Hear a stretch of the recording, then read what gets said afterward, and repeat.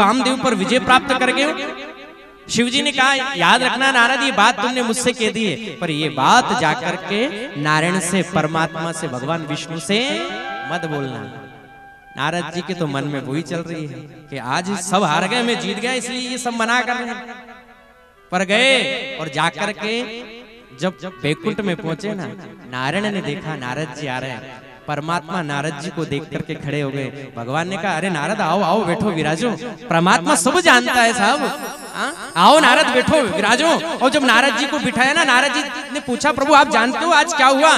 भगवान ने कहा नारद तुम्हारे नाम का 10 दिशाओं में नाम गूंज रहा है, आज तुमने काम पर विजय प्राप्त कर गए। अरे नारद तुम्हारी जय हो। और जब नारद जी की बड़ाई करी ना, तो नारद जी तो और फूल गए। अब जब नारद जी फूले वहां से, नारद जी जाने लगे भगवान से मिल करके। और जब जाने लगे ना, भगवान समझ गए इसको बीमारी लग गई है। कौन सी बीमारी लगी? घमंड। किसी व्यक्ति को कुछ ना कुछ बीमारी लग जाती है, किसी को कोई सी बीमारी लग जाती है। तो नारद जी को बीमारी लगी घमंड की बीमारी। और जब नारद जी जा रहे हैं, भगवान नारायण ने सोचा, भगवान विष्णु ने, कि नारद का घमंड तोड़ना चाहिए, क्योंकि आज नारद मेरा परम भक्त है। और आज अगर नारद जी को ये घमंड हो गया तो ये दुनिया वाले क्या सोचेंगे और ये क्या करेंगे। इसलिए जिस रास्ते से नारद जी जा रहे हैं, उसी रास्ते पर एक राज्य का निर्माण कर दिया। वहां बहुत बड़ा राज्य बना दिया, एक महल बनाया और वहां का एक राजा निर्मित कर दिया, जिस राजा का नाम था शीलनिधि राजा।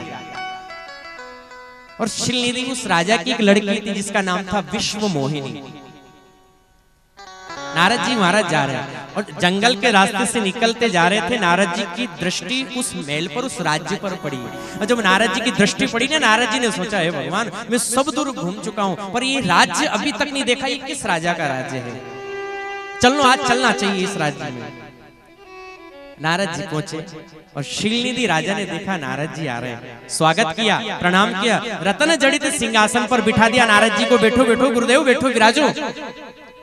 पांव धोए और आज चरणों में बैठे हैं वो राजा। राजा ने नारद जी से कहा गुरुदेव आज आप मेरे घर आए हो। प्रभु ये आज मेरी कन्या की हस्तरेखा देखो ना आप, ये मेरी कन्या है, इसका स्वयंवर होने वाला है। ये कौन था? ये कोई और नहीं था, ये सब भगवान की माया थी साहब। क्यों? क्योंकि नारद जी को घमंड हो चुका था और घमंड तोड़ने के लिए परमात्मा ने ये सब कुछ रचना करी थी। भगवान उस विश्व मोहिनी को बुलाया गया। राजा ने कहा नारद जी से प्रभु गुरुदेव ये मेरी कन्या है, कल स्वयंवर होने वाला है, इसकी हस्तरेखा देखो ना आप, इसकी हाथ की रेखा देखो ना, इसके होने वाला पति कैसा होगा, इसका विवाह कैसे कहाँ होगा, इसकी हस्तरेखा में क्या लिखा रहा है, आप इसकी हस्तरेखा देखो। और जैसे नारद जी ने हस्तरेखा देखी ना, तो क्या लिखा रहा था हस्तरेखा में? क्योंकि वो तो माया थी साफ परमात्मा की, कोई साधारण थोड़ी थी। उस हस्तरेखा को देखा था, हस्तरेखा में लिखा था कि इसका जो पति होगा ना इसका, वो कामदेव को जीतने वाला, कामदेव पर विजय प्राप्त करने वाला होगा। अब नारद जी ने ये हस्तरेखा पढ़ी और दूसरी रेखा जब पढ़ी ना नारद जी ने, तो क्या लिखा था उसमें कि इसका पति जो भी इसको वरेगा उसके नाम का चारों दिशाओं में उसके नाम का जय जयकार, उसके नाम का डंका बजेगा। हाँ सब लोग वो सबसे बड़ा माना जाएगा, सब लोग उसका पूजन करेंगे और वो सबसे बड़ा माना जाएगा। नारद जी ने सोचा है भगवान कामदेव पर विजय प्राप्त तो कर ही ली है अपन ने, अब तो इससे शादी और हो जाए तो काम ही हो जाए, इससे विवाह हो जाए। नारद जी ने फटाफट हस्तरेखा देखी। नारद जी ने हस्तरेखा देख करके चल दिए वहां से, आश्रम पर नहीं आए। नारद जी कहाँ गए? नारद जी सीधा वापस बैकुंठ में चले गए। और नारद जी जब बैकुंठ में गए ना, भगवान ने देखा नारद आ रहा है। भगवान ने पूछा नारद जी क्या बात है, तुम अभी जा रहे थे फिर आ गए लौट करके, अभी अभी गए थे तुम? नारद जी ने कहा प्रभु एक काम लेकर के आया हूं मैं आपके पास में। भगवान ने पूछा ऐसा कौन सा काम आ गया? कल कह दे थे, क्या हुआ? नारद जी ने कहा प्रभु आप नहीं चाहती क्या मेरी शादी हो जाए? क्या पूछा नारद जी ने? प्रभु आप नहीं चाहते क्या मेरा विवाह हो जाए, मेरी शादी हो जाए?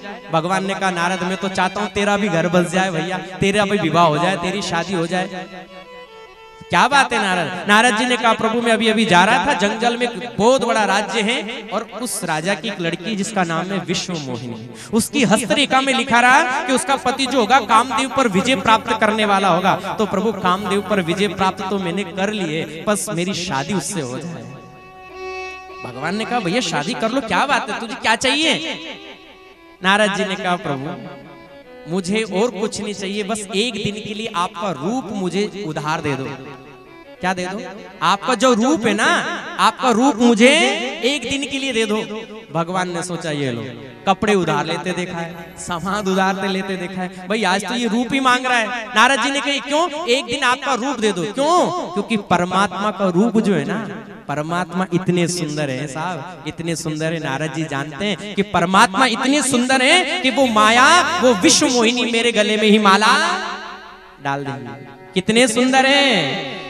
नाम तुम्हारा तारणहारा, हो कब तेरा दर्शन होगा। जिसकी रचना इतनी सुंदर, वो कितना सुंदर होगा। सोचो, जिस परमात्मा ने हम आप सबको बनाया है, इतना सुंदर बनाया है, कमी किसी चीज की नहीं रखी है, आखिर वो परमात्मा कितना सुंदर होगा। हम कहते हैं भगवान सांवला है, नहीं, भगवान सांवले नहीं है, मंत्र कह रहा है। कैसे है परमात्मा? नीलाम भुजश्याम मलको मलांगम, सीता समारो पितवाम भागम, पाणो महासायक चारु चापम, नमामि रामम रघुवंशनाथम। नील वर्ण के हैं, जिस प्रकार मोर पंख होता है ना नील, इसी परमात्मा नील वर्ण के हैं। बहुत सुंदर है साहब परमात्मा।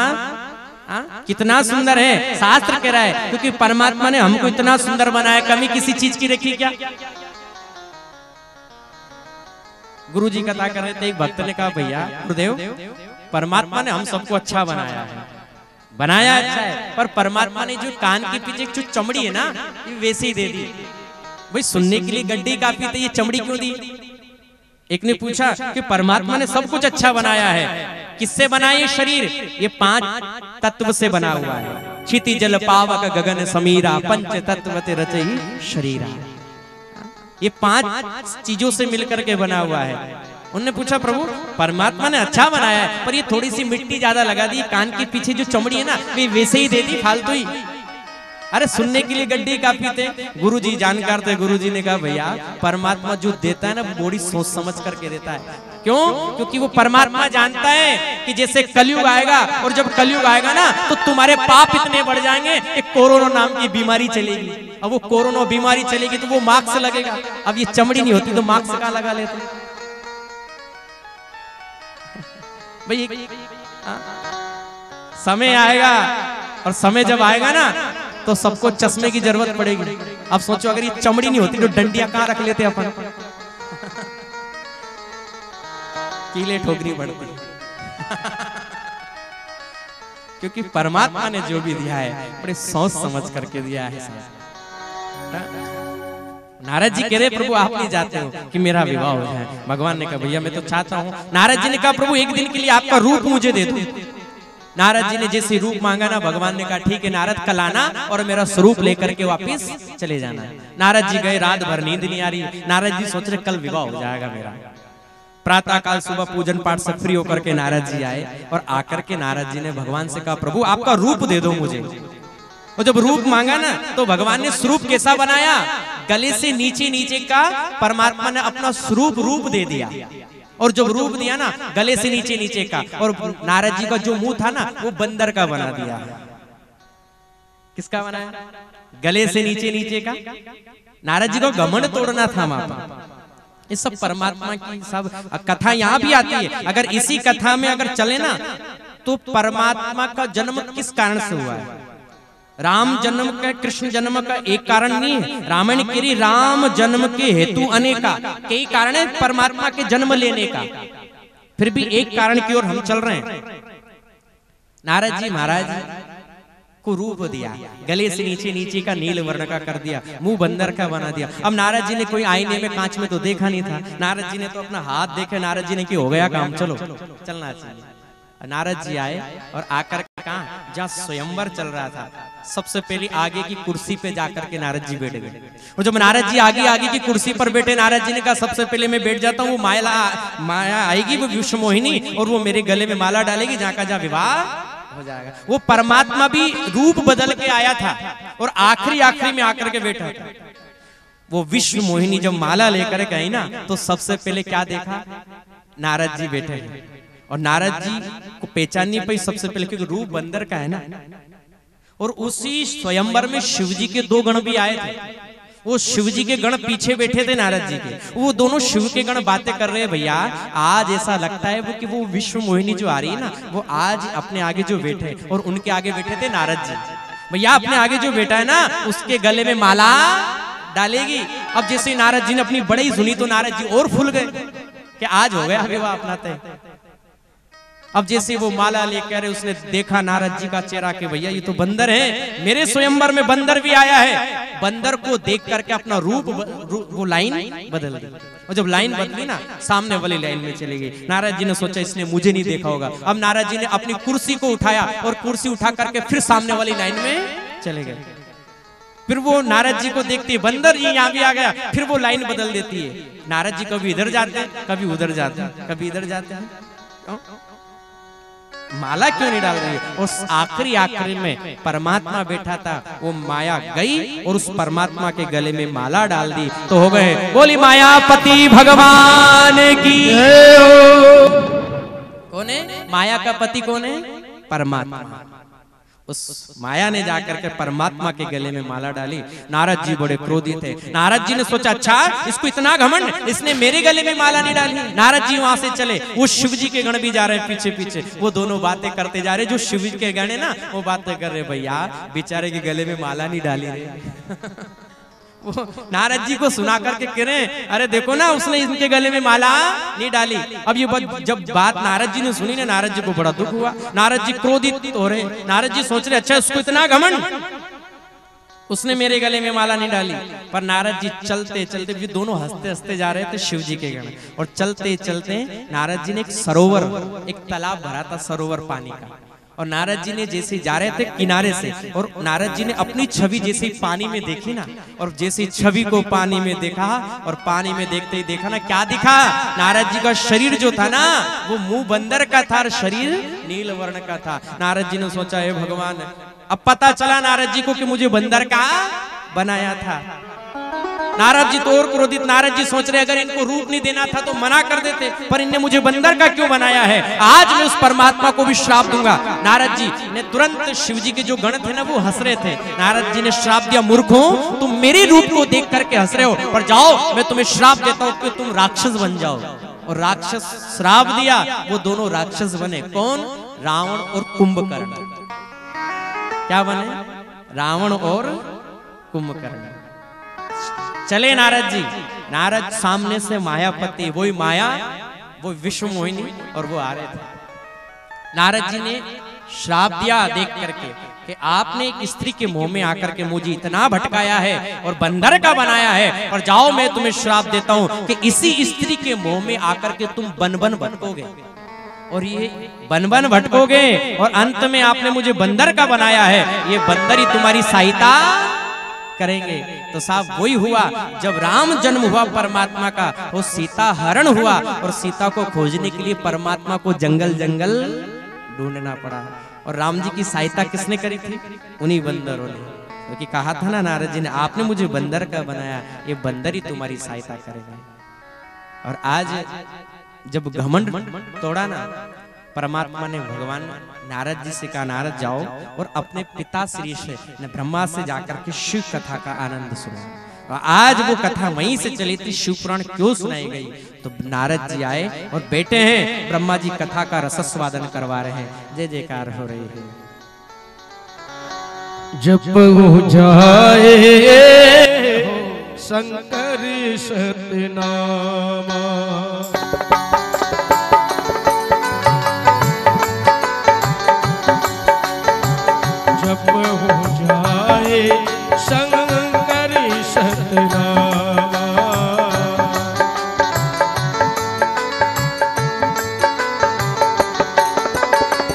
जपहु जाए शंकर सतनामा हो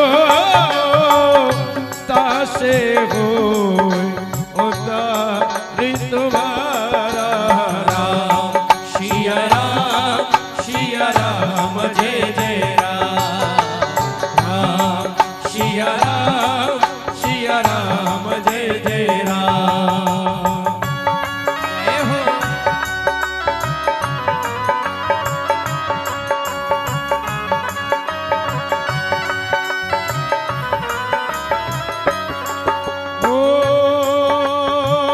जय हो नारद जगत माई शिव शंकर के जाप कराई राम सिया राम जय जय राम। जय हो सिया राम जय जय राम।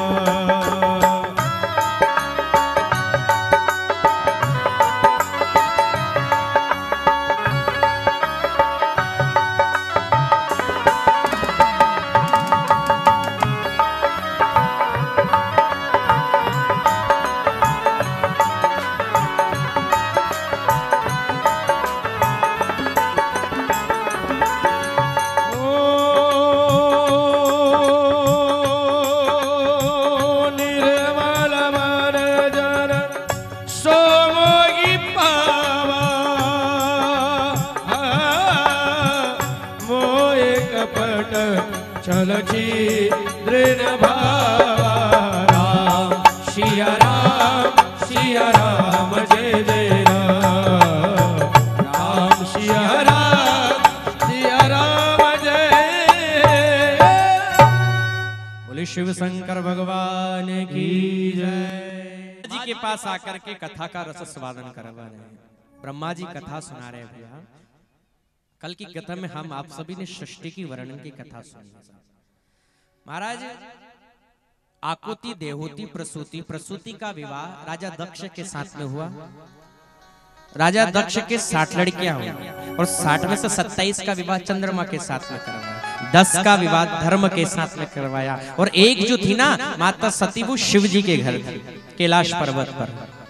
भगवान शंकर एक बार क्या हुआ, राजा दक्ष देवताओं का अधिपति अध्यक्ष था।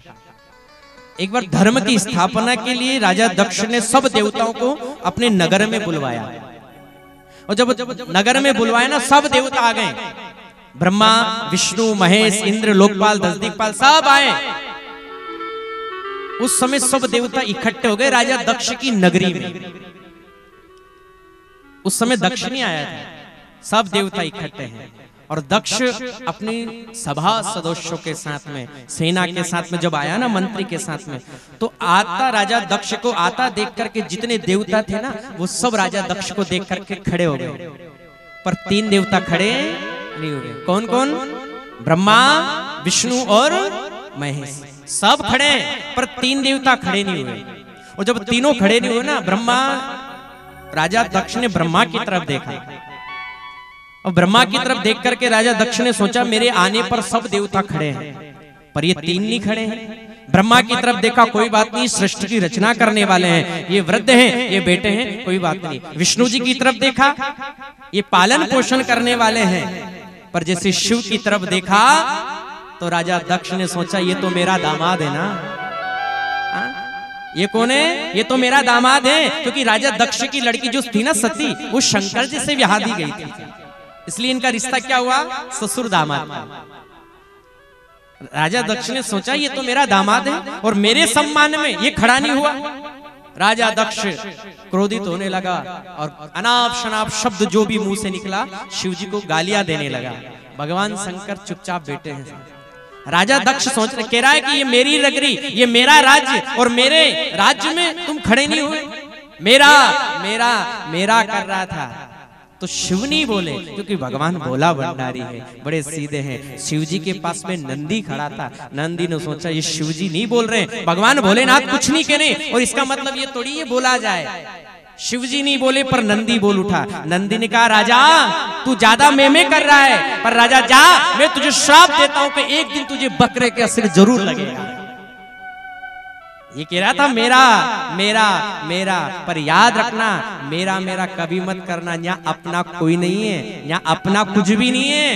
क्या अपना कहेंगे? ये तन ये अपना है? नहीं, ये कब तक ये तन में, इस शरीर में वो परमात्मा जब तक बैठा है ना, तब तक व्यक्ति की पूछ हो रही है। क्या हो रही है? व्यक्ति की पूछ, व्यक्ति का सम्मान, व्यक्ति की इज्जत हो रही है। और जिस दिन ये निकल गया ना, कौन बैठा है? अंदर परमात्मा बैठा है। जिस दिन ये निकल गया ना, लोग कह देंगे भैया ले चलो, अब कुछ नहीं। रिश्ते जो कहते हैं ना, कोई काका, चाचा, बुआ, भतीजा, मामा, ये रिश्ते तुरंत जैसे ही आग बंद हुई और रिश्ते खत्म। कब तक है? जब तक परमात्मा है तब तक ये रिश्ते हैं। और जिस दिन ये निकल गया ना, आंखें बंद हुई, लोग कह देंगे ले चलो, अब कुछ नहीं रखा। लोग कहेंगे इसकी मामा आ रहे हैं, इसके बुआ आ रही है, रुको, नहीं अब समय नहीं है, ले चलो। कब तक पूछ हो रही है? क्योंकि जिस दिन, जब तक वो एक घी का डिब्बा आता है ना, घी के डिब्बे में जब तक वो घी होता है ना, उस घी के डिब्बे को बड़ा संभाल करके रखा जाता है। अलमारी में रखा जाता है, टान पर रखा जाता है। क्यों? क्योंकि उसमें घी है। क्या है उसमें? घी है। ये बच्चों के हाथ में नहीं आ जाए, ये ढुल जाएगा, इसलिए उसको संभाल करके अलमारी में रखा जाता है, टान पर रखा जाता है। क्यों? उस डिब्बे को, उसमें घी है, इसलिए संभाल कर रखा जाता है। और जिस दिन उस डिब्बे में से घी खत्म हुआ, उस डिब्बे के ऐसे लात मारकर घर से बाहर निकालते हैं। अब समझ जाओ आप, क्योंकि जब तक ये परमात्मा है तब तक इज्जत है, सम्मान है। और जिस दिन निकला, उस दिन कह देंगे चलो हो गया टाइम, समय हो गया। कोई किसी का नहीं, सब भगवान परमात्मा वही कथा कहना चाह रहा है। भगवान नंदी कह रहा है यहाँ तू ज्यादा मेमे कर रहा है, और याद रखना यहाँ अपना कुछ नहीं। जो मेमे करता है उसको एक दिन मरना पड़ता है। बकरा मेमे करता है, हाँ, वो बकरी मेमे करती है, पर एक दिन उसके ऊपर एक हाथ की तलवार रख दी जाती है, हाँ? उसको मरना पड़ता है। पर याद रखना कभी मैं मत करो क्योंकि जो भी है ना, तन मन धन ये जीवन सब कुछ है तेरा, और तेरा तुझको अर्पण क्या लागे मेरा। ओम जय जगदीश हरे। ये सब तन मन धन और ये जीवन, ये सब कुछ उस परमात्मा का, यहाँ अपना कुछ नहीं है। मैं करता है, एक दिन उसको मरना पड़ता है साहब। उस जीव की हत्या कर दी जाती है। शास्त्र कह रहा है 84 लाख योनियां भोग करके आए हैं शिव महापुराण के लिए। परमात्मा ने चराचर जीव, एक चींटी से लेकर के हाथी तक, ये जितने जीव जंतु है, गाय भेड़ भैंस बकरे मुर्गे, ये जो है ना, ये कोई और नहीं है, ये सब इंसान थे। ये सब अपने अपने कर्म की भोग रहे हैं। और हम सब यूं नहीं डायरेक्ट इंसान बने, हम सब भोगते हुए आए हैं। और आखिरत में परमात्मा ने इंसान मनुष्य बनाया है। क्या बनाया है? मनुष्य। ये सब बन गए हम, और बनने के बाद परमात्मा ने चराचर जीव बने, उसके बाद मनुष्य बनाया है। भगवान ने कहा भैया अब तुझे इंसान बना रहा हूं, इंसान बना करके तेरी जिंदगी सुधार लेना। गाय बन गए, कुत्ता बन गए, गधा घोड़ा सब बन गए, पर क्या गाय तीरथ कर सकती है? नहीं कर सकती। कुत्ता दान कर सकता है? नहीं कर सकता। क्यों? क्योंकि वो, पर परमात्मा ने मनुष्य बनाया है, इसलिए बनाया है कि तू जब जानवर था ना, तब दान नहीं कर सका, पूजन नहीं कर सका, पाठ नहीं कर सका। अब तुझे इंसान बना रहा हूं, तीर्थ करना, व्रत करना। और याद रखना भी 84 के आवागमन में मत पड़ना, तेरी जिंदगी सुधार लेना। याद रखना 4 दिनों की प्रीत जगत में, ये 4 दिनों के नाते हैं। पलकों के पर्दे पड़ते हैं, सब नाते छूट जाते हैं। ये सब बन कर के आ गए। परमात्मा ने इंसान बनाया है कि तू इंसान बन, अब की बार भजन करना और तेरी जिंदगी सुधार लेना। इंसान बनाने के बाद भी व्यक्ति वही जानवर जैसी हरकतें कर रहा है, वही जीवों को मारना, जीव हिंसा करना। परमात्मा ने हमको धरती पर भेजा है, सृष्टि की रचना करने वाले हैं ब्रह्मा, भेजा है परमात्मा ने, पालन पोषण करने वाले हैं भगवान विष्णु। नारायण ने सब व्यवस्था कर दी, तू क्या खाएगा, क्या पिएगा, कैसे रहेगा, पर यहाँ आकर के वही जीव हिंसा कर रहे हैं। ये बकरे मुर्गे कुत्ते थे तब खा लिया, अब तो इंसान बन गए। लोग कहते हैं माता जी को मुर्गा चढ़ाया जाता है, कोई कहता है भैरू जी को ये चढ़ता है, पर कहीं शास्त्र में नहीं लिखा है कि माता जी को मुर्गे चढ़ाया जाता है, बकरे चढ़ाए जाते हैं। कहीं लिखी हो तो बता दो आप। नहीं, कहीं नहीं लिखी है, शास्त्र कह रहा है यार। क्योंकि इस संसार के माता पिता कौन है? वागर था विव संप्रक्तो वागर था पति पत्तये जगता पितरो वंदे पार्वती परमेश्वरो। जगत के पिता भगवान शिव और जगत की माता पार्वती कौन है? जगत के पिता है शिव और जगत की माता पार्वती है। उसी ने चराचर जीव को रचना करी है, उसी ने सबको जन्म दिया है। हमारी माँ भी वही है, चराचर जीव की माँ है। अब सोचो, कोई माँ अपने बेटे की बलि मांग सकती है क्या? मांग सकती नहीं। हम आपसे पूछ ले, क्या माता बहने आप बैठी है, आप क्या किसी से कह सकते हो कि मेरे बड़े लड़के की गर्दन काट करके मुझे दे दो? नहीं कह सकते। क्यों नहीं कह सकते? क्योंकि वो बेटा है हमारा। इसलिए सोचो कि वो जिस प्रकार वो अपना बेटा है, तो वो चराचर जीव की माँ है, उसने सबको सृष्टि की रचना करी है। क्या वो मांग सकती है? नहीं।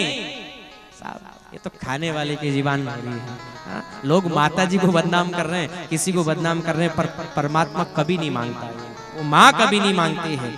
फिर तो शक्तियां शास्त्र कह रहा है वो शरीर में आती नहीं है। जिस दिन वो केवल वो क्षण भंगुर, केवल वो इशारा देती है आकर के। क्योंकि जिस दिन वो परमात्मा वो शक्तियां आ जाती है ना, ये शरीर नहीं रहता है साहब। शक्तियां छोटी मोटी थोड़ी है। परमात्मा कथा, भगवान ब्रह्मा जी महाराज नारद जी को कथा सुना रहे। नारद, नंदी ने श्राप दिया राजा दक्ष को, राजा तू ज्यादा मेमे कर रहा है इसलिए तुझे बकरे का सिर लगेगा। अब जब श्राप दिया ना, हम शिव जी ने सोचा अगर यहाँ ज्यादा देर ठहरेंगे तो यहाँ झगड़ा हो जाएगा। क्यों? क्योंकि इधर से नंदी बोलेगा, उधर से मेरे ससुर जी राजा दक्ष बोलेंगे, तो दोनों में झगड़ा होगा। तो क्यों ना चलना चाहिए यहाँ से। शिव जी ने कहा नंदी चलो चले यहाँ से, और नंदी पर बैठ करके भगवान शिव चले। और जब नंदी पर बैठ करके जा रहे, शिव जी ने नंदी से कहा नंदी मेरी बात सुन, ये जो झगड़ा मेरे और मेरे ससुर जी का जो झगड़ा हुआ ना, ये बात जाकर के सती से मत कहना। क्यों? क्योंकि माँ ससुर जी लड़े और घर आएंगे तो वो लड़ेगी, फिर आकर के वो कहेगी मेरे पिता से लड़ करके आ गए, इसलिए तुम जाकर के सती से मत बोलना। नंदी ने कहा ठीक है प्रभु। शिव जी गए और जहाँ समाधि स्थल था, जहाँ बैठ करके भजन करते हैं, भगवान शिव बैठे हैं समाधि पर, भजन कर रहे हैं। सबसे ज्यादा भजन करते हैं राम जी का, राम के नाम का भजन कर रहे हैं। पर जब भजन कर रहे हैं तो मन नहीं लग रहा है। क्यों नहीं लग रहा है? क्योंकि अभी अभी ससुर जी से झगड़ा हो गया है, और झगड़ा जहाँ हो जाता है ना तो मन नहीं लगता। तो शिव जी का मन नहीं लग रहा है। भगवान शंकर ने सोचा है भगवान कहीं कथा सुनने के लिए मिल जाए, क्योंकि जहाँ राम जी की कथा मिल जाती है, जहाँ हरि की कथा मिलती है, वहाँ सब झंझटे सब दुख दूर हो जाता है। आज हम सब पांडाल में यहाँ बैठे हैं कथा श्रवण करने के लिए, सुन रहे हैं यहाँ बैठ करके। और जैसे ही पांडाल में आते हैं और यहाँ बैठते हैं और कथा सुनते हैं, तो वो घर की सब भूल जाते हैं, क्या झंझट है क्या दुख है वो सब भूल जाते हैं। क्यों? क्योंकि यहाँ परमात्मा का स्थान लगा हुआ है। हम कथा चल रही है, यहाँ बैठने के बाद बस केवल परमात्मा की कथा का आनंद आता है। और जैसे यहाँ से मंदिर से इस प्रांगण से बाहर निकले, वापस वही घर की झंझटें चालू हो जाती है। रोटी बनाना है, ये काम करना है, वो काम करना है, ये सामान वो, वापस वही झंझटें चालू हो जाती है। तो ऐसे ही शिव जी का मन नहीं लग रहा है। शिव जी सोचे है भगवान कहीं कथा सुनने के लिए मिल जाए। तो उसी समय क्या हुआ? उसी समय कुंभ आ गया। कहाँ का कुंभ आया? प्रयागराज का, जो अभी निकल गया है। प्रयागराज का कुंभ आ गया। और जब कुंभ आया ना, सब दूर निमंत्रण पहुंचते महात्माओं के सानिध्य में। महात्माओं के यहाँ निमंत्रण पहुंचाए जाते हैं सब दूर, देवता दानव सब आते हैं उस कुंभ में प्रयागराज। और जब कुंभ आया ना, निमंत्रण आया, और निमंत्रण जब आया ना तो निमंत्रण को पढ़ करके शिव जी प्रसन्न हो गए। भगवान शंकर ने उसमें पढ़ा था, प्रभु आपको इस प्रयाग में कुंभ में पधारना, त्रिवेणी संगम में। भगवान शंकर प्रसन्न हुए, शिव जी ने उठाया त्रिशूल और त्रिशूल उठा करके जाने लगे। अब शिव जी ठहरे महात्मा, उठाया कमंडल त्रिशूल, शंकर जी के कोई कपड़े तो जमाने नहीं, भाई भेग जमा करके चलना है या कपड़े जमाने। शिव जी ने त्रिशूल कमंडल उठाया, जाने लगे। माता सती ने पूछा, ओ भोले बाबा बिना बताए कहां जा रहे हो, और अकेले अकेले कहां जा रहे हो आप? शिव जी ने कहा, सती मैं प्रयागराज जा रहा हूं। कहां जा रहा हूं? प्रयाग। सती कुंभ लगने वाला है और कुंभ में बड़े बड़े महात्माओं के दर्शन होंगे। सती मैं प्रयागराज कुंभ में जा रहा हूं। सती ने कि प्रभु आप अकेले अकेले जाओगे, मुझे भी तो साथ ले चलो। आप क्या आप अकेले जाओगे? आप मुझे भी तो ले चलो। शिव जी ने कहा, नहीं सती मैं तुम्हें साथ में ले चलूंगा। क्यों? शिव जी ने कहा, सती मैं कुंभ में जा रहा हूं ना, तो बड़े बड़े महात्माओं के साथ मेरा उठना बैठना रहेगा, महात्माओं के साथ में मेरा भोजन रहेगा, महात्माओं के साथ में संतों के साथ में मेरा उठना बैठना रहेगा। सती तुम संतों के साथ नहीं रह सकते। और याद रखना साहब, हम सब के साथ संत के नियम संयम सब कुछ अलग है। हम उनके साथ बैठ करके भोजन नहीं कर सकते, उनके पहले नहीं उठ सकते। भोजन करते करते अगर उनसे पहले उठ जाए तो चिमटे से मार दे। बड़े नियम अलग है संतों के। शिवजी ने समझाया, सती तुम यहीं रहो और यहीं रह करके भजन करो, सती तुम मत चलो। सती ने कि नहीं प्रभु तुम अकेले नहीं जाओगे, मुझे भी साथ ले चलो। अब जब जाने की तैयारी हुई ना, शंकर जी ने कहा, सती मैं तुम्हें साथ तो ले चलूं, पर मेरी एक बात याद रखो आप। क्या? शिव जी ने कहा, सती जहां मैं बैठूं, क्योंकि ये बात पहले हो जाए सती मैं जहां बैठूं वहां तुम्हें बैठना पड़ेगा। सती जहां मैं स्नान करूं वहां तुम्हें स्नान करना पड़ेगा, और सती मैं जहां भोजन करूं वहां तुम्हें भोजन करना पड़ेगा। सती ने कहा, प्रभु मुझे सब चीज मंजूर है, पर मुझे आप साथ में ले चलो। 4 जगह अमृत गिरा है, इस समुद्र मंथन की कथा है। जहां जहां अमृत गिरा है ना, वहां कुंभ लगता है 12 साल में एक बार। प्रयागराज का निकल गया, 12 साल में पूरा लगता है, 6 साल में अर्ध कुंभ लगा जाता है। अभी प्रयागराज का निकल गया, अब आने वाला है नासिक का, उसके बाद आएगा उज्जैन का। 27 में नासिक का है, 28 में उज्जैन का लगने वाला है। भगवान शिवजी ने कहा, सती कुंभ में चल रहे हैं, महात्माओं के साथ उठना बैठना रहेगा। सती जहां मैं बैठूं वहां तुम्हें बैठना पड़ेगा, जहां मैं स्नान करूं वहां स्नान करना पड़ेगा। सती ने कहा, प्रभु चलो मुझे चलना है। और आज भगवान शंकर आए और आकर के कहा, त्रिवेणी के घाट पर। एक बारी त्रेता जुग माई, जय हो।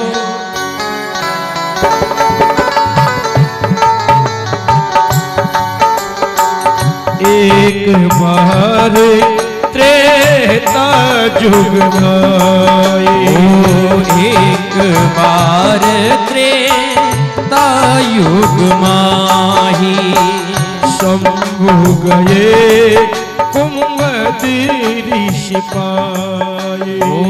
शंभु गए कुंभदीरी सिपाही।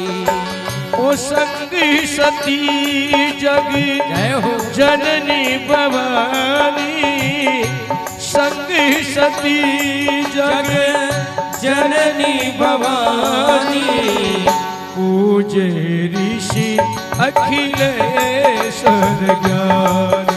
ओ पूजे ऋषि अखिलेश्वर ज्ञानी। जय हो जय हो।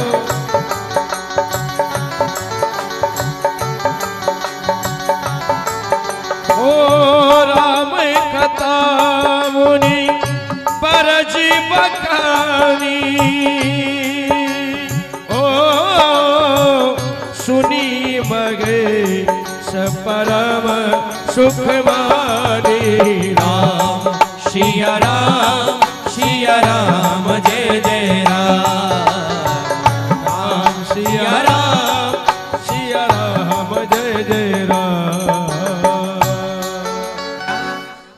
बोली शिव शंकर भगवान की जय। भगवान भोलेनाथ माता सती के साथ प्रयागराज त्रिवेणी संगम के घाट पर पहुंचे। और शिव जी जब घाट पर पहुंचे ना, भगवान शंकर ने कहा चलो सती सबसे पहले स्नान करते हैं त्रिवेणी संगम में। त्रिवेणी में जब स्नान किया ना, गंगा यमुना जहाँ माँ सरस्वती की धारा बह रही है, स्नान किया। और जब शिव जी स्नान करने लगे और घाट बने हैं, जब स्नान करने लगे ना शंकर जी, तो शिव जी स्नान कर रहे हैं, सती मैया स्नान नहीं कर रही है, सती मैया खड़ी है। भगवान शिव जी ने कहा सती आओ ना स्नान करो, सती त्रिवेणी का घाट है, त्रिवेणी संगम है, सती स्नान करो सबसे पहले। सती ने क्या देखा? सती देख रही है बड़े बड़े महात्मा जिनकी जटाएं धरती से घिसारी, वो सब महात्मा माता सती की तरफ और शिव की तरफ देख रहे हैं। किनकी तरफ? माता सती और शिव जी की तरफ देख रहे हैं। माता सती ने सोचा है भगवान ये सब बड़े बड़े महात्मा मेरी तरफ देख रहे हैं और मैं इनके सामने स्नान करूं? सती ने कि मैं तो स्नान नहीं करूं। ये सब देख रहे हैं, ये जो देख रहे थे ना, ये किस भावना से देख रहे हैं? यहाँ ये जो खड़े हैं ना, ये जो महात्मा, जो बड़े बड़े महात्मा हैं जिनकी जटाएं धरती से घिसा रही है, ऐसे ऐसे महात्मा भगवान शिव की तरफ, माता पार्वती की तरफ देख रहे हैं। क्या किस दृष्टि से देख रहे हैं? वो इस दृष्टि से देख रहे हैं ये जगत की माँ है और ये जगत के पिता है। ये त्रिवेणी में पधारे हैं, ये भी आए हैं कुंभ में। हाँ, क्योंकि शास्त्र कह रहा है देखने का नजरिया अलग अलग होता है सबका। कोई किस दृष्टि से देखता है, कोई किस दृष्टि से देखता है। रामायण कह रही ना, जाकी रही भावना जैसी प्रभु मूरत देखी तिन तैसी। जिसकी जैसी जैसी भावना होती है ना, वैसे वैसे हम सब परमात्मा के दर्शन करते हैं। कोई परमात्मा को अपने भाई बना करके देखता है, कोई भाई समझ करके दर्शन करता है, कोई पिता मानता है। मंत्र कह रहा है ना, तुम्हें हो माता च पिता त्वमेवा, त्वमेव बंधु च सखा त्वमेवा, त्वमेव विद्याधरणम त्वमेवा, त्वमेव सर्वम मम देव देवा। शास्त्र कह रहा है उस परमात्मा से आप कैसा ही रिश्ता बना लो, चाहे उसको भाई मान लो, चाहे उसको बेटा मान लो, चाहे उसको आप पिता मान लो, उसको माँ मान लो, उसको गुरु मान लो, आप उसको कुछ भी मानो, पर शास्त्र शिव पुराण के लिए केवल उस परमात्मा से एक रिश्ता जरूर बनाओ। क्योंकि जो रिश्ता बनेगा ना, वो ये दुनिया वाले रिश्ते जो है ना, ये सब यहाँ के यही रह जाएंगे। ये रिश्ते जल्दी काम नहीं आएंगे, पर वो जो रिश्ता है ना, वो सबसे जल्दी आएगा। परिवार वाले देर कर देंगे, भाई देर कर देगा, चाचा बुआ भतीजे सब देर कर देंगे। कोई दूर से आ रहा है, कोई कोटा से आ रहा है, कोई कहां से आ रहा है, पर वो परमात्मा पल की देरी नहीं करता है। केवल उससे रिश्ता बनाओ, क्योंकि जिसने रिश्ता बनाया ना वो आ गया। मीरा ने रिश्ता बनाया था। मीराबाई महाराणा प्रताप की बड़ी ताई थी। मीरा क्योंकि महाराणा प्रताप की बड़ी ताई थी, रानी थी, मेलों की रानी। पर मीराबाई ने एक रिश्ता ऐसा बनाया परमात्मा से, जिस महलों में मीरा रहती थी, महलों के सामने मंदिर था ठाकुर जी का, और ठाकुर जी के मंदिर में संत महात्मा भजन गाने के लिए आते थे। और जब भजन गाने आते ना, तो वो भजन गाते थे, जैसे तान छिड़ती थी, आनंद आने लगता था ना, तो वो मीरा के पांव मेलों में थिरकते थे। वो मीरा मेलों से नाचती नाचती महात्माओं के बीच में आकर के नाचने लगती थी। राणा ने देखा, राणा ने कहा मीरा ये क्या करी, चलो मेलों के अंदर। अंदर ले गया। राणा ने कहा मीरा एक बात याद रखना, आज तुम आ गई हो, तुम्हें शर्म नहीं आती? मेलों की रानी हो, लोग देखेंगे क्या समझेंगे, ये रानी होकर के महात्माओं के बीच नाच रही है। आज नाच रही मीरा, कल मत आना। कल फिर महात्मा भजन गाने आए, और जब भजन गाने आए ना, तो सब रंग चढ़ गया था। क्या चढ़ गया था? रंग। मीरा को रंग चढ़ा ना। दूसरे दिन भजन गाने आए, मीरा फिर जैसे महात्मा भजन गाने लगे ना, मीरा नाचती नाचती महात्माओं के बीच नाचने लगी। और जब नाचने लगी ना, राणा ने कहा मीरा ये क्या करी, चलो अंदर। अंदर ले गया। राणा ने कहा मीरा आज नाचली सो नाचली, अगर कल नाचेगी ना तो महलों में नहीं रहने दूंगा। जैसे कहा ना महलों में नहीं रहने दूंगा। मीरा ने कहा राणा अरे महल में रहना ही कौन चाहता है, मैं तो चली वृंदावन राणा, मेरे भाग जगे और राणा जी तेरे मेलन में आग।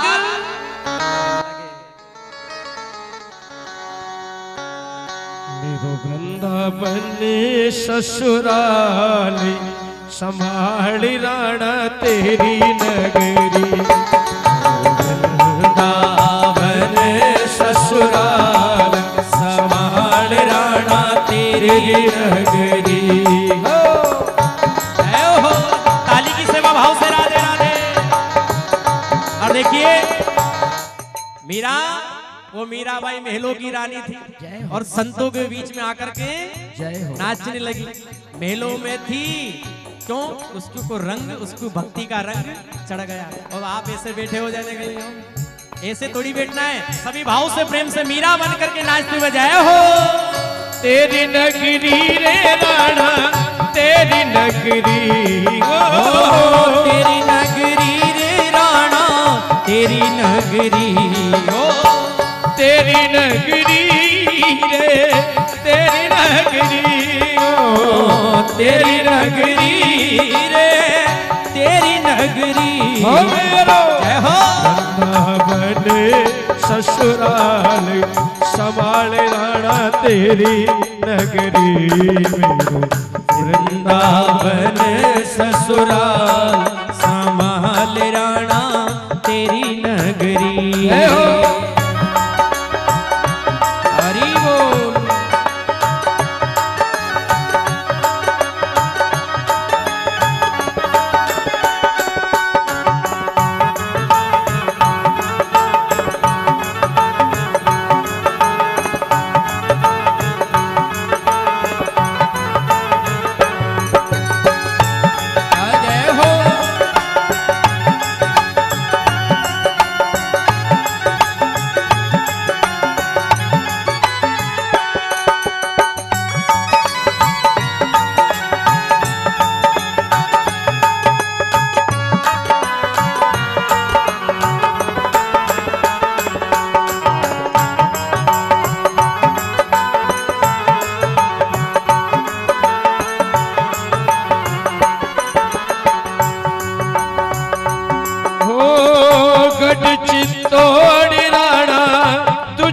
मुबारक हो गढ़ चित्तौड़ राणा तुझको मुबारक।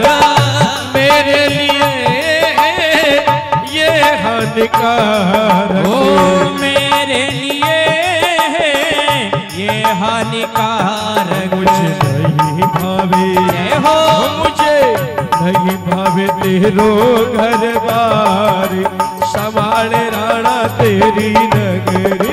ओ मेरो वृंदावन ससुराल संभाल राणा तेरी नगरी।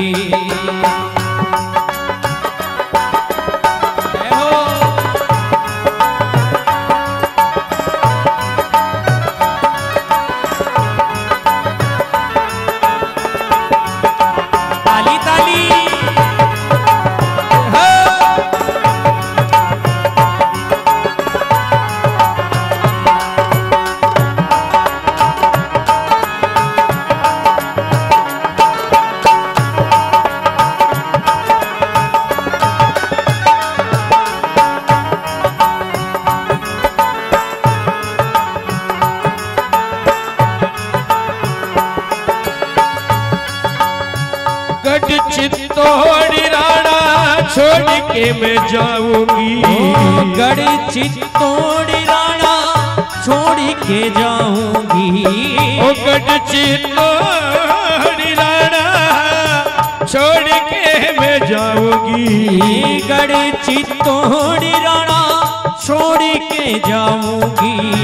ओ वृंदावन में राणा शाम शाम गाऊंगी। ओ वृंदावन में शाम शाम गाऊंगी। ए वृंदावन में शाम शाम गाऊंगी। ओ वृंदावन में शाम शाम गाऊंगी। मुझे नहीं भावे हो मुझे नहीं भावे तेरो गरबार तेरो गरबार संभाल राणा तेरी नगरी। मेरो वृंदावन ससुराल संभाल राणा तेरी नगरी।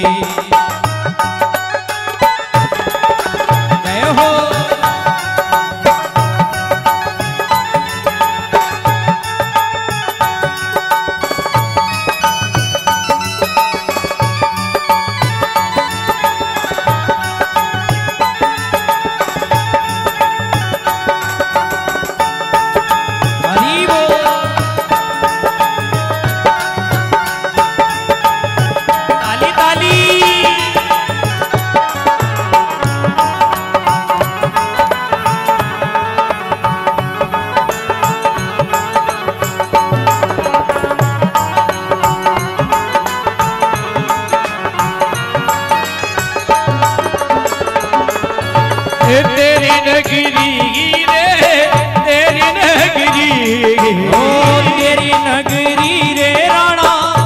तेरी नगरी हो तेरी नगरी रे राणा तेरी नगरी हो मेरो हो वृंदावन ससुराल ओ संभाले राणा तेरी नगरी मेरो वृंदावन ससुराल संभाल राणा तेरी नगरी ओ संभाल राणा तेरी नगरी ओ संभाल राणा तेरी नगरी ओ संभाल राणा तेरी नगरी। बोली मीरा के शाम की जय हो। मीरा ने रिश्ता बनाया था, कौन सा रिश्ता? मेरो तो गिरधर गोपाल दूजो ना कोई, और जाके सिर मोर मुकुट मेरो पति सोई।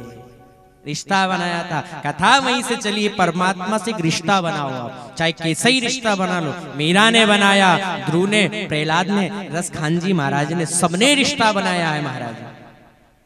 उधर शिव स्नान कर रहे हैं, ये जो देख रहे हैं ना, कथा यहीं से चली थी। अपनी अपनी दृष्टि से देख रहे थे, और जो देख रहे थे ना वो सब माँ के रूप में देख रहे थे। शिव जी ने कहा सती आ जाओ स्नान करो, सती ने मना कर दिया, प्रभु मैं तो स्नान नहीं करूं। शिव जी ने कहा ठीक है सती स्नान मत करो। शंकर जी ने स्नान किया, चले, और जैसे शिव जी जाने लगे ना, त्रिकुंड लगाया भगवान भोलेनाथ ने, और तैयार होकर के स्नान कर जाने लगे। और जैसे शिव जी जा रहे थे तो कुंभ में भंडारे लगते हैं जगह जगह। आप कुंभ में गए होंगे, प्रयागराज कुंभ में भंडारे लगते हैं। जैसे गिरिराज में जाते भंडारे लगते हैं, श्रावण भादुओं में भंडारे, ऐसे ही जाने लगे ना तो भंडारे लग रहे थे। शिव जी माता सती दोनों जा रहे थे, और जो प्रसाद बट रहा था उन्होंने कहा प्रभु भोलेनाथ बाबा आ गए हो आप, ऐसा करो आप प्रसाद ग्रहण करो, बैठ जाओ भोजन करके जाना। भगवान शिव ने हाथों में पात्र लिया और बैठे, और जैसे शिव जी भोजन करने के लिए बैठे ना, भगवान शिव भोजन कर रहे हैं। शिव जी ने सती से कहा सती आओ बैठो भोजन करो, पर सती ने भोजन नहीं किया। सती के मन में एक भावना चल रही है, घमंड आ गया। क्या आ गया? घमंड। और माता सती को कौन किस बात का घमंड? माता सती सोच रही है मैं जगत की माँ हूं और ये जगत के पिता है, ये जगत के पिता हैं और मैं जगत की माँ हूं। मेरे लिए अच्छी सी व्यवस्था होना चाहिए, अच्छी सी बैठने की जगह होना चाहिए। ये क्या भोले बाबा हर कहीं बैठ कर भोजन कर रहे हैं। शिव जी बैठ करके अब भंडारों में तो आप कहीं भी, अब गिरिराज जी की परिक्रमा करते हैं, भंडारे चलते हैं, अब वो प्रसाद लेकर के आप गिरिराज जी की परिक्रमा में कहीं भी बैठ जाओ, ऐसा थोड़ी ना वह चटाई लगा करके आसन लगा करके बिठाया जाता है। ठाकुर जी का दरबार है, पावन तीर्थ है। तो ऐसे शिव बैठ गए, पर जब शिव जी बैठे ना, माता सती सोच रही है हमारे लिए अच्छी व्यवस्था होना चाहिए, पर ये क्या है भोले बाबा तो हर कहीं बैठ गए।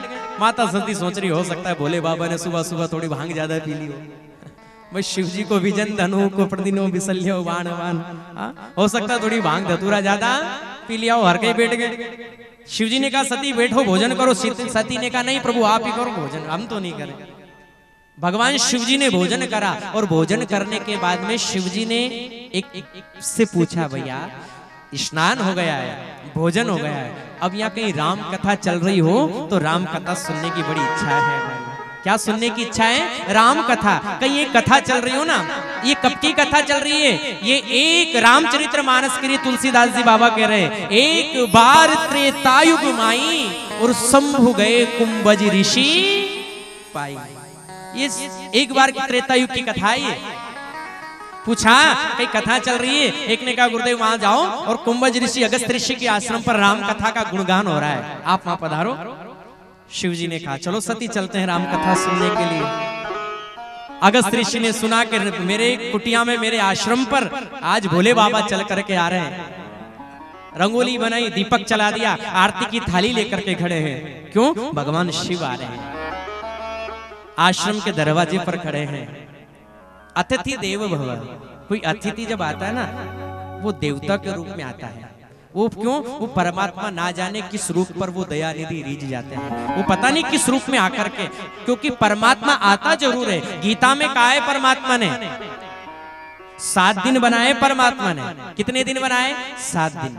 और वो इन्हीं 7 दिन में वो परमात्मा किस रूप में अपने घर के सामने आ जाए, वो कोई भरोसा नहीं। वो भिखारी बन करके आ सकता है, वो ब्राह्मण बन करके आ सकता है, वो पागल बन करके आ सकता है, पर वो परमात्मा एक ना एक दिन तुम्हारे घर के सामने जरूर आता है।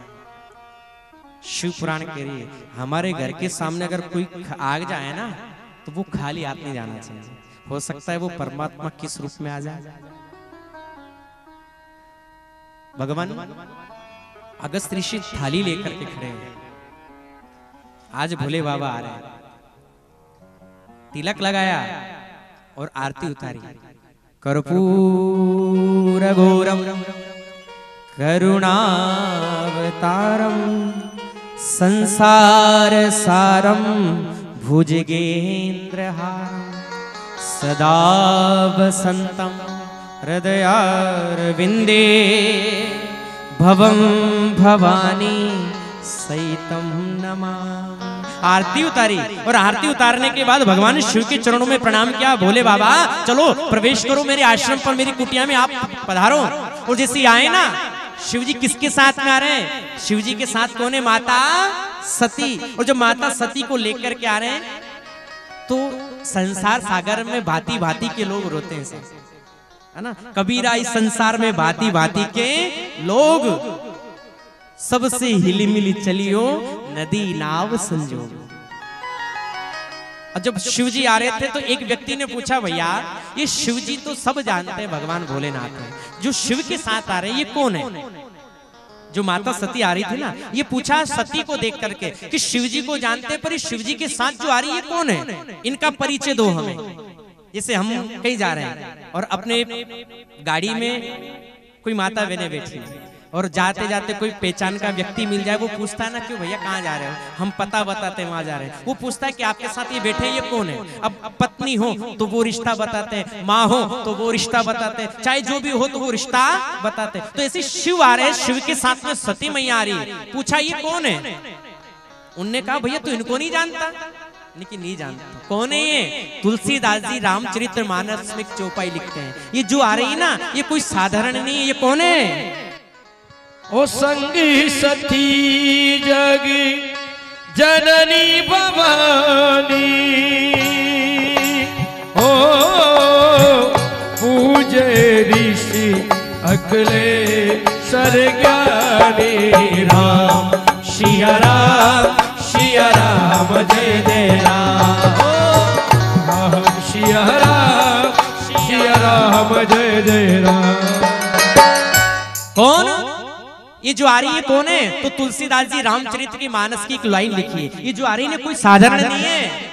शास्त्र कह रहा है, शिव पुराण कह रही है कि जब हम कथा सुनने आते हैं ना तो परमात्मा व्यक्ति की पदवी बढ़ा देता है, सम्मान बढ़ा देता है, इज्जत बढ़ा देता है। और कथा सुनने आते हैं तब, और यहाँ बैठ करके अगर कथा नहीं सुनेंगे ना तो वो परमात्मा गिरा भी देता है, वो परमात्मा गिरा भी देता है। यही बात किसके साथ में हुई? ये कथा वहीं आ रही घूम करके, ये माता सती के साथ में हुआ है। जब सती मैया आई ना तुलसीदास जी ने कहा भैया ये जो आ रही है कोई साधारण नहीं है, ये कौन है? तुलसीदास जी ने रामायण में 3 नाम दिए माता सती को। कितने नाम? 3 नाम। पहला कौन? चौपाई करिए, संग सती, पहली माता सती। दूसरी जगत जननी, संग सती जग जननी भवानी, यानी कि पहली तो माता सती, दूसरा नाम जगत जननी है और तीसरा माता भवानी है। ये 3 नाम दिए, ये 3 है। नाम बढ़ा दिए, पदवी बढ़ा दी, कथा सुनने आ रही है। और कथा सुनने जब आए ना, स्थान दिया, आसन लगाया अगस्त ऋषि ने, आश्रम पर बिठाया। सती मैया बैठी है, भोले बाबा बैठे हैं। और आज अगस्त ऋषि ने भगवान भोले बाबा के चरणों में प्रणाम करके और कथा कहने के लिए, राम कथा सुनाने के लिए, श्रवण करवाने के लिए, राम कथा सुनाने के लिए बैठे हैं आसन पर। और जब राम कथा गाने के लिए बैठे ना तो शिवजी राम कथा सुन रहे हैं आंखें बंद करके। बड़ा आनंद आ रहा है। राम कथा प्रारंभ हुई, शिवजी राम कथा आंखें बंद करके सुन रहे हैं, पर माता सती कथा नहीं सुन रही। माता सती के मन में भावना चल रही है, भगवान ये कल का लड़का क्या कथा सुनाएगा। क्या चला मन में? घमंड। क्या सोच रही है ये कल का लड़का क्या कथा सुनाएगा? अरे इससे अच्छी कथा तो मेरे भोले बाबा ही जानते हैं। माना है माता सती सच सोच रही है। क्यों? क्योंकि शिव के बरोबर ज्ञानी कोई भी नहीं है शिव, क्योंकि जो कथा कही है वो सब राम कथा, परम मर्मज्ञ भगवान शंकर राम कथा के, भागवत कथा के सबसे पहली कथा भगवान भोलेनाथ ने श्रवण करवाई है। माता सती सोच रही कि मेरे भोले बाबा के जैसा तो कोई जानता ही नहीं है, ये क्या कथा सुनाएगा। कथा पांडाल में 3 प्रकार के व्यक्ति आकर के बैठे थे शिव पुराण के लिए। जब कथा श्रवण करने आते हैं ना पांडाल में, कथा सुनने के लिए 3 प्रकार के व्यक्ति आते हैं। पहला व्यक्ति, पहला आता है श्रोता। कौन आता है? श्रोता। जिसको जो ध्यान से कथा सुनता है उसका नाम होता है श्रोता, जो ध्यान से कथा सुनता है। दूसरा आता है सरोता, जो काटने का काम, वो सुपारी काटने वाला आता है ना सरोता। पहला आता है श्रोता जो ध्यान से कथा सुनता है, उसको कहते हैं श्रोता। और जो दूसरा आता है सरोता, जो कथा में पांडाल में आए नहीं और बुराई चालू, अरे ये ऐसा नहीं लगता, ये ऐसा लगता, ये ऐसे लगते हैं, वो बुराई चालू कर रही है, काटने का काम करो। समझ जाओ ये कथा सुनने नहीं, ये काटने का काम करने आया है। और दूसरा होता है सोता। पहला श्रोत सरोत जो ध्यान से कथा सुनता है श्रोता, दूसरा सरोता काटने का काम करता है, और तीसरा होता है सोता कि हाँ गुरुजी 3 घंटा कथा सुना रहे, कूलर चल रहे, अच्छा सा टेका देख करके सो जाओ थोड़ी देर। ये होता है सोता। कथा में आए नहीं नींद लगी नहीं, क्या कथा चलती रहेगी 3 घंटा अच्छी सी नींद पका लो। तो अब हम आपसे पूछेंगे, शिव जी कथा सुन रहे हैं, राम कथा अगस्त ऋषि कह रहे हैं, शिव कथा सुन रहे हैं, पर शिव क्या बन करके सुन रहे हैं? शिव श्रोता बन करके, आंखें बंद करके श्रोता बन करके शिव कथा सुन रहे हैं। पर माता सती कथा नहीं सुन रही है, और वो सुन नहीं रही है और दूसरे को भी नहीं सुनने दे रही है। वो पूछ रही भाई तू कहाँ की है? तू कहाँ? ये होता है ना माता बहनों का। देखो अब थोड़ी थोड़ी मालवी भाषा तो अब मालवा के तो कुछ आ ही जाती है। कहाँ के हैं माता बहनों की एक आदत होती है, वो चाहे बस में सफर करें, वो बस में माता बहन जिस सीट पर बैठी रहती है ना, उस सीट के एक सीट छोड़ करके आगे की सीट पर अगर कोई भी उसी माता बहन बैठी रहती है ना, तो वो माता बहन उससे भी पहचान कर लेती है। तू कहाँ की, तेरे मामा कहाँ है, तेरे चाचा कहाँ है, तेरी बहू कहाँ है, वो सब कैसे ही पहचान करेगी, पर वो पहचान निकालेगी। तो ऐसे ही सती शिवजी कथा सुन रहे, माता सती कथा नहीं सुन रही, वो सुन नहीं रही पर दूसरे को भी सुनने नहीं दे रही है। 9 दिन राम कथा चली, 9 दिन वैसे ही बिता दिए। और जब 9 दिन वैसे ही बिताए ना, और जैसे ही 9 दिन हुआ राम कथा का विराम हुआ, और जब राम कथा का विराम हुआ गुरुदेव ने कहा बोली राजा रामचंद्र भगवान की जय हो। आरती हुई, पूजन हुआ और प्रसाद भंडारा हुआ। और प्रसाद करने के बाद में आज भगवान भोलेनाथ ने गुरुजी से कहा गुरुदेव आपके आश्रम पर आज हमें 9 दिन हो गए। कितने दिन हो गए? राम कथा सुनते सुनते हमें 9 दिन हो गए। अब आज्ञा दो, अब हमारे घर जाएं। कहाँ जाएं? घर जाएं। अब घर जाने की बात आई ना, तो शिव जी जाने लगे। और जब शिव जाने लगे ना, मुनि संग विधा, मुनि संग विदा मांग त्रिपुरारी, मुनि संग विदा मांग त्रिपुरारी। चले भवानी ले, चले भवानी संग दक्ष कुमारी, मुनि संग विदा।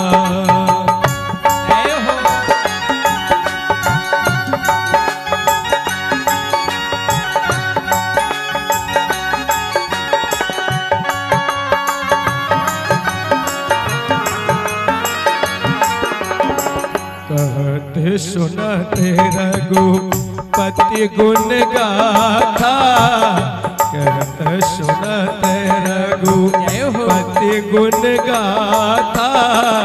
कछु दिन यहाँ, कछु दिन यहाँ रहे कृपनाथा, मुनि संग विदा।